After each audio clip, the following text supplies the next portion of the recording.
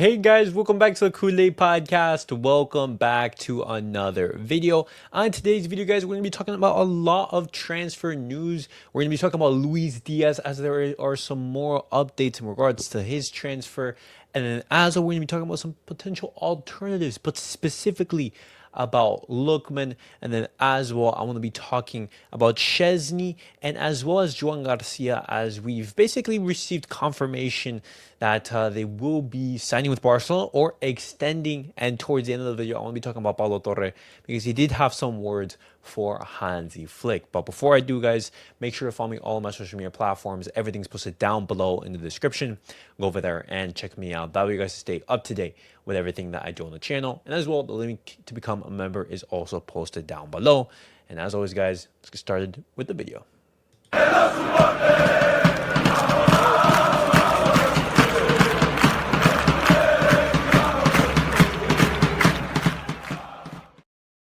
All right, guys, let's get started with the video. And let's talk about Luis Díaz because there are some updates in regards to his transfer. We know that Deco and Barcelona, they are big fans of Luis Díaz. And if Barcelona had the funds, they would go after him and he'd be Barcelona's #1 priority for that left wing position. But according to reports, Barcelona, they are now out of the running for Luis Díaz. And this is not because Barcelona, they're not interested in his services anymore, but because Liverpool's mind, it's not going to be changed. Barcelona, they're going to have to place a bid roughly around 85 million euros in order to make this signing happen. That way they can go sign a replacement if he does depart. And Liverpool, they do not want to sell below that price. And if they take that stance, Barcelona, they are completely out of the running. Al Nassr, I've talked about it before. They are interested in his services. They are looking to place a bid roughly of 85 million euros. Around that price tag, but he is talking to some other teams. Luis Díaz even speaks about his future, and this is what he has to say in regards to that. He says, "I'm very happy at Liverpool. They've treated me well since the first day. We're talking with other clubs. It's the transfer window. It's normal. If Liverpool renew my contract, or if I have to stay the 2 years I have left, I'll be happy. It's up to them." So right there, Luis Díaz leaving the doors completely open to anything. The door open to staying at Liverpool and renewing, the door open to leaving and joining Barcelona, the door open to potentially leaving to Saudi Arabia. He is not taking anything off the table. But when you look at the circumstances that Barcelona they are in, we're not going to have the financial firepower in order to go after Luis Díaz with that huge price tag behind him.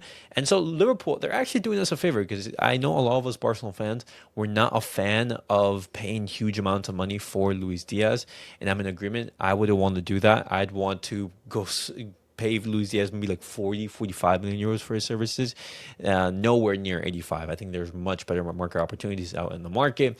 And so with that happening, Barcelona, they're looking at alternatives. And this is where we have to talk about Lookman, because Lookman, Hansi Flick, he is a big fan of him. We've talked about him before on the channel, but he has emerged as a attractive, cost-effective option, as he would only be costing roughly around 30 million euros or potentially even less. And when you look at his stats in Italy in this past couple of seasons, he had 15 goals and 5 assists in the Serie A in 31 matches. And when you look at the totality of his season in all competitions, he played 40 matches, he had 20 goals and 6 assists. And so not bad for playing in an Atalanta team that is not at Barcelona's level. When you think about the chances created, when you think about the player quality, when you think of Lookman being in this squad, you're thinking, wow, how much can he improve at Barcelona when you have the services of Pedri, Frankie de Jong, Dani Olmo, Rafinha, Lamine, all giving you service and all trying to boost your stats basically. And so when you look at Lookman, I think he's a very attractive option. I think, hey, if Luis Díaz is off the table, go after Lookman. I think now the debate is going to be whether Barcelona they go after for a Nico Williams, which we all know the problems. His wages, they're going to be very, very high. But Barcelona, they've made it clear about their interest in the Spaniard. We know how he's super close with the Barcelona boys. Your Lamines, your Pedris, your Garcias, your Gavi, etc., etc. And so it's either Lookman or Luis Diaz. The much more cost effective would be Lookman. And I think he'd be a great option in that left wing position. And let's see what Barcelona do in that position, because it's clear we need firepower up front with Ansu Fati and with potentially Pablo Torre leaving, and maybe even Pau Victor as well. Barcelona, they're going to need options in that front line. We know how Barcelona, they are interested in Marcus Rashford, but Manchester United, they're holding out for a transfer fee, 40 million euros. Let's see how everything develops in these next upcoming weeks. And as I've been talking about before on the channel, guys, I'm going to be talking briefly about Szczesny, because Barcelona, according to Fabrizio Romano, they have confirmed his plan for the renewal until 2027. Right now, the agreement is in place, but everything that is left to be done is just an official announcement. Everything is set for his renewal to happen next week, which at the same time is going to be the official announcement of Joan Garcia. Barcelona next week, they will activate his 25 million euro release clause, and he will become a Barcelona player. His contract will be on a 5-year deal, and everything is going to be finalized and signed next week. That is the reports that I'm hearing right now. Absolutely fantastic to see Joan Garcia coming in, and you renewing Szczesny and you signing Joan Garcia. That's a big statement, because what happens with Ter Stegen? Barcelona right here, something must have changed in the background for Barcelona out of nowhere to just say, hey, you know what? Joan Garcia, you're my number one. Szczesny, you're my number two. We know that Iñaki Peña is going to be leaving, and so Ter Stegen, what is going to happen with that? Because Ter Stegen, he's been talking to the media, and he says, "Hey, I know nothing of the plans and the rumors in regards to me leaving Barcelona. I want to stay here, etc., etc." Just typical nonsense. And so, how is Barcelona going to manage his departure? Because with Ter Stegen here at Barcelona, with his high wages, with the baggage that he's has accumulated throughout the years, you're thinking that it'd be much better for Ter Stegen to leave the club rather than him be on the bench. You wouldn't want Ter Stegen to be on the bench with those wages, etc., etc. And so it's going to be interesting to see how Barcelona manage his departure. But I'm so happy finally that Barcelona, they will be signing a replacement for Ter Stegen. I've been saying it since 2019 that I've wanted someone new in that position. I've seen Ter Stegen just not be at his best, declining season upon season upon season. And I'm so glad that Barcelona, they found a replacement and what is going to be a great player in Joan Garcia. And let's see how he does. And we'll be making sure to bring you guys that video once it's officially confirmed and announced by the club. But moving on now, guys, I want to be talking about Pablo Torre as the last piece of news, because he recently spoke to the media ahead of his under 21 Euro campaign. And he spoke to the media, and he was actually talking about his lack of minutes. He talked about his relationship with Hansi Flick. And he says, I think I could have played a lot more. I think I earned it. There was a lot of competition and it was tough. But I also think it wasn't fair. And I told Flick that in a chat we had. And so right there, he's telling Flick, you're being unfair. He says, like I said, I don't think I looked out of place on the pitch. These are the coach's choices. There weren't injuries, so it's hard for him too. I respect his decisions, but I didn't understand them a lot of the time. Hansi Flick, he asked him to stay and says, yeah, a lot of us younger players did preseason, and I felt really good. It's true he wanted me to be there. We had a chat, and he told me it'd be hard to get minutes, which I already knew.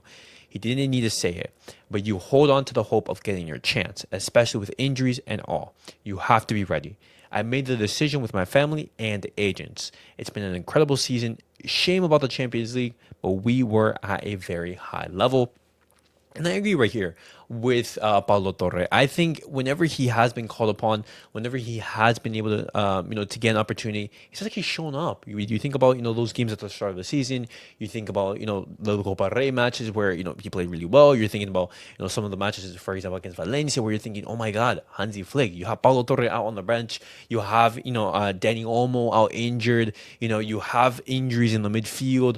Pablo Torre, the perfect player to just play in that number 10 and give you something new, give you something different, give you something dynamic. And he just didn't play him. And it's not I don't really understand that. And Pablo Torre, he mirrors that, because it wasn't like he was playing bad. Whenever he was out there on the pitch, he was actually playing really well. And you're thinking, hey, this guy should be getting a lot more opportunities. But I understand competition really, really high. But at the same time, you want to bring him on, you want to be giving him some minutes, and so we have to see what happens with his future, because obviously it's not going to be like this forever. It's either he gets minutes, he gets involvement, or he's just going to leave. Pablo Torre, he continues on in his interview. He talks about his ideal position in Flick's system. He says, I'm comfortable playing up front, on the left wing, or drifting inside. Sometimes I even trained as a right winger and felt good too. As an interior midfielder as well. Honestly, a player feels best just by being out there on the field. And this is just giving me the sensation that he wants to play. He's hungry for minutes.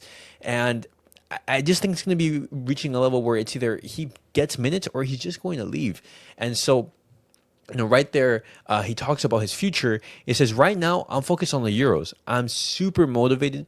Honestly, I haven't felt this motivated in a long time. We'll see what happens. I don't want to think beyond this. I'm happy here with my teammates and the coach, and hopefully we can win the Euros. He talks about staying at Barcelona. He says, in the end, we all want to play, and where we're happiest is on the pitch. We'll see what happens. He talks about whether the club has said anything to him. He says, well, that stays between me and them. And it's just a matter of time, guys. It's honestly a matter of time. I think his performance in the Euros, if he has a really good campaign, there's going to be offers from other teams coming in from Pablo Torre. There are already offers for him already. And I think he could be a very viable option of a nice player off the bench, necessarily in certain games where it's tight, or in certain moments when your Fermin Lopez, your Daniel Olmos, they aren't giving you what you want, and then you could just bring him in and just give you something new, something different, something fresh. And so let's see what happens with Pablo Torre. It's completely understandable why he feels frustrated, asking for minutes and everything. But, let's see what happens. But guys, that was it for the Barcelona news of the day. Definitely let me know your guys' thoughts down below in the comments. What do you guys make of everything that I've discussed in today's video? And later on tonight, I might make a watch along for Argentina's game against Chile.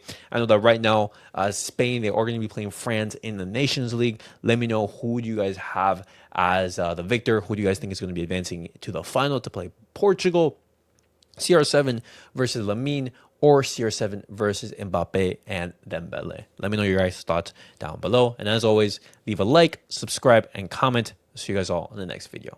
Peace out, guys.